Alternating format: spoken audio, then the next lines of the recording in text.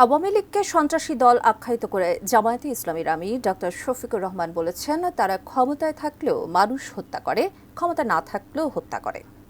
রাজধানীর সোহরাওয়ার্দী উদ্যানে ইসলামী ছাত্র শিবিরের সদস্য সম্মেলনে অংশ নিয়ে তিনি কথা বলেন। এদিকে সম্মেলনে ছাত্র শিবিরের নতুন সভাপতি নির্বাচিত হয়েছেন জাহিদুল ইসলাম ও সেক্রেটারি জেনারেল নুরুল ইসলাম সাদ্দাম।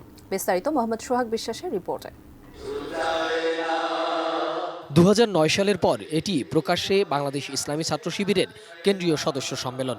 সংগঠনের 7,000 সদস্যদের উপস্থিতিতে এই সম্মেলনে প্রধান অতিথি ছিলেন জামায়াতে ইসলামের শীর্ষ নেতৃত্ব, বিভিন্ন রাজনৈতিক দল ও ছাত্র সংগঠনের প্রতিনিধিরা।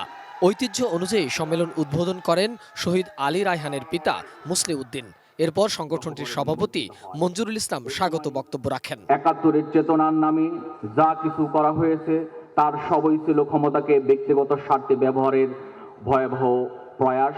অনুষ্ঠানে উপস্থিত হয়ে বৈষম্যবিরোধী ছাত্র আন্দোলনের অন্যতম সমন্বয়ক সার্জিস আলম বলেন, ফ্যাসিবাদ বিরোধী আন্দোলনের অন্যতম সহযোদ্ধা ইসলামী ছাত্র শিবির। অ্যান্টিব্যাকটেরিয়াল অ্যাডিটিভ যুক্ত সেরা ওয়াটার ট্যাঙ্ক বিশুদ্ধ পানিতে ব্যাকটেরিয়া জন্মাতে দেয় না। এই অভ্যুত্থানে রাজপথে থাকা, পরামর্শ দেওয়া, গুরুত্বপূর্ণ পদক্ষেপে সহযোদ্ধার মতো ভূমিকায় থাকার কাজগুলো করেছিল বাংলাদেশ ইসলামী ছাত্র শিবির। ছাত্র শিবিরকে দেশের জন্য আরও বেশি কাজ করার আহ্বান জানিয়ে জামায়াতে ইসলামের সেক্রেটারি জেনারেল মিয়া গোলাম পরোয়ার বলেন, কারা দখলদার আয়নায় মুখ দেখলেই বোঝা যাবে।